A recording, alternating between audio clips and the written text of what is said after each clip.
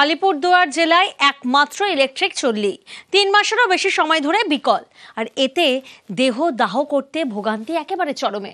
দ্রুত সমাধানের আশ্বাস দিয়েছে পুরসভা।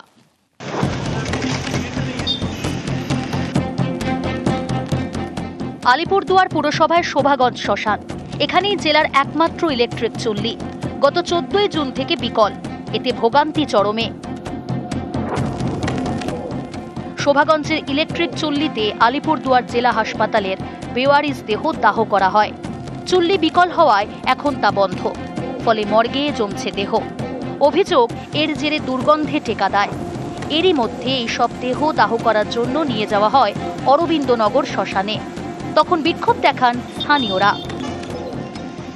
আমরা দীর্ঘদিন ধরে দেখছি যে মর্গে অনেক বডি, পচা গলা বডি জমায়েত করে রাখা হয়, কিন্তু ওয়ার্ডের বাসিন্দাদের এই দুর্গন্ধে তারা থাকতে পারছেন না। আশেপাশে অঞ্চলের মানুষ এবং হাসপাতালের স্টাফ এবং বিভিন্ন লোকজন তারা হাসপাতালে মুখো হতে পারছেন না।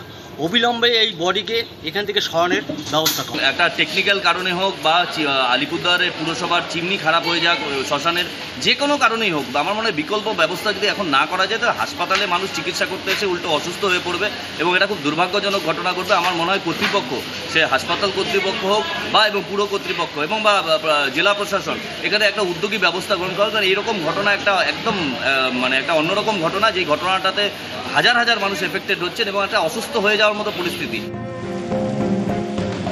আলিপুরদুয়ার জেলা হাসপাতালের মর্গে দিনে দিনে জমছে বেওয়ারিশ দেহ। এইসব দেহ কাঠের চুল্লিতে দাহ করতে গেলেই বাড়ছে বিপদ। স্থানীয়দের অভিযোগ, দুর্গন্ধে টেকা দায় হয়ে উঠেছে। তাই দ্রুত ইলেকট্রিক চুল্লি সরানোর দাবিতে সরব হয়েছেন তারা। এ নিয়ে পদক্ষেপের আশ্বাস দিয়েছে প্রশাসন।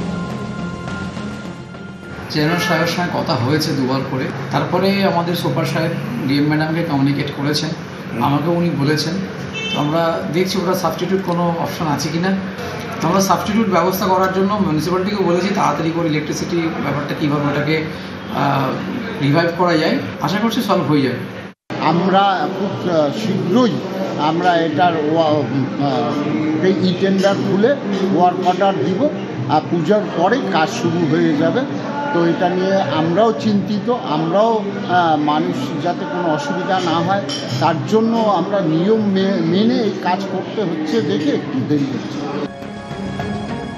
আলিপুরদুয়ার থেকে রাজকুমার কর্মকার, নিউজ 18 বাংলা।